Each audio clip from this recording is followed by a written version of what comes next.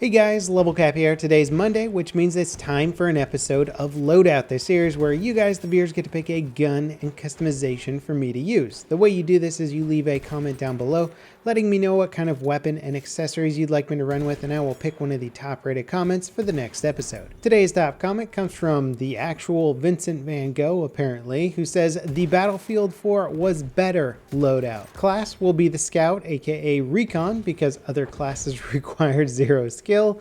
Primary is the Gewehr 95 because it has no sweet spot, just like in Battlefield 4. Secondary is the 1911 because Battlefield 4 had one too. Gadget 1 is the spotting flare to replace the tugs. Gadget 2 is the trench periscope to represent the SOFLAM.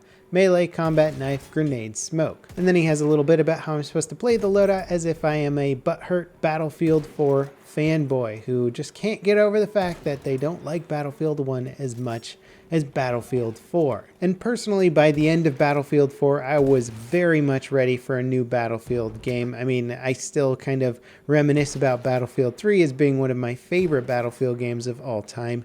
And as Battlefield 1 came around, it certainly changed things up quite a lot. Not everybody got on board with it, and I'm still sort of reserving some of my judgment until more work is done to this game, because I know the devs are still balancing out a lot of things, and we do have to remember that the game Battlefield 4 became, it was not launched that way and didn't play as smoothly or as well as it did until significantly after launch and many patches later. So I'm still giving Battlefield 1 a bit of time before I give my official final judgment on the game in comparison to, say, Battlefield 4 or Battlefield 3. But Mr. Van Gogh did pick a loadout that is very much representational of what a sniper would play like in previous Battlefield games. The M95 is one of those snipers, as he mentioned, that doesn't have the sweet spot mechanic, and by not having this incredibly powerful mechanic that other sniper rifles do, it makes up for it by having very fast rate of fire, a really good reload mechanic, and generally just kind of snappy performance. It's a very fun sniper rifle to use if you're a great marksman and you can nail headshots all the time. Then it's definitely a good one, but it doesn't have the highest magnification options. You can only go up to a 4 times magnification, which is going to make the headshots more difficult to nail at further ranges. So this is kind of like an aggressive recon style loadout. Now, sniping in Battlefield 1 is one of the few classes or one of the few styles of gameplay that didn't really get a nerf from Battlefield 4. In fact, it got, generally speaking, a significant buff for multiple reasons. One, we have the sweet spot mechanic, which is just so incredibly powerful. The ability to get a one-shot kill without needing a headshot is insanely good and insanely useful, especially with weapons like the SMLE or the Russian 1895 that can make most use of this with their more popular sweet spot distances. You can even play sort of a semi-aggressive recon style and still get those one-shot body shot kills.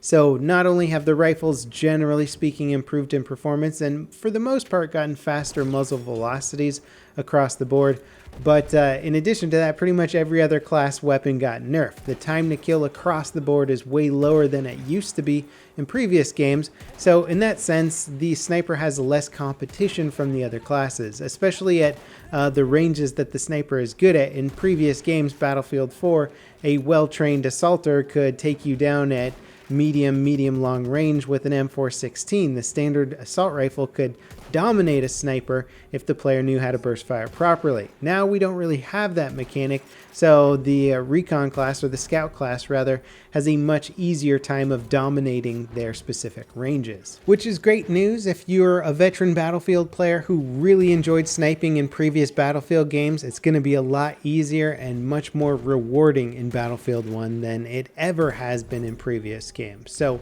that's good across the board. The M95 is sort of a traditional sniper rifle if you don't want to get used to the sweet spot mechanic, or you just kind of like the speed and snappiness of previous sniper rifles in Battlefield games.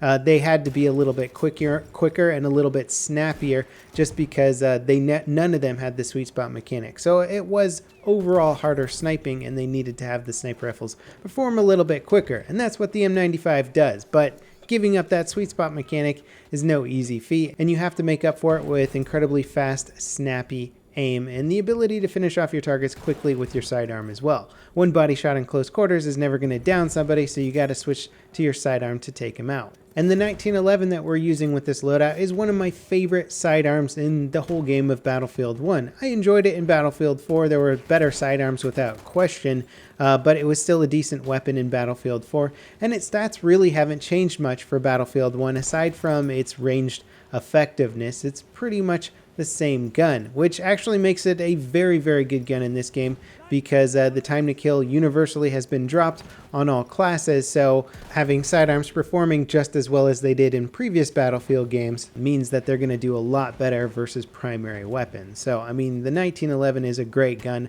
I've got tons of kills with it right now, and I can usually deal with multiple targets in close quarters just with my sidearm alone. And here we are on Sinai Desert, the final map in the Oil of Empires operation. The Sandstorm is giving us some pretty good cover to push up as a team, not necessarily the most ideal cover for a scout class because you want to be able to see targets further away, but I was able to take advantage of it. Moving up to the second to last objective here. These last objectives on Sinai Desert can be incredibly difficult, but my team was just straight up steamrolling. So as much as I was supporting as the scout class, I really had to be in the front lines being super aggressive to try and max out my kills here. I was doing decently without question. I think I go something like 30-1 this round or whatever. I was getting a lot of revives from medics, and the medics in my squad were doing an absolutely phenomenal job. Also, I wasn't dying in like horribly difficult to get to places.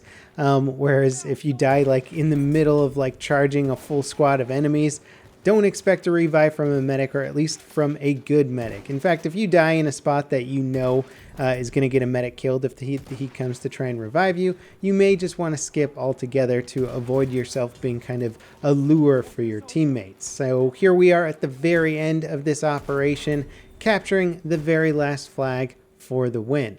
The loadout is very effective. I enjoy the M95 a lot. It's not quite my favorite sniper rifle, but it's something that I could see myself getting even better with if I played with it more frequently.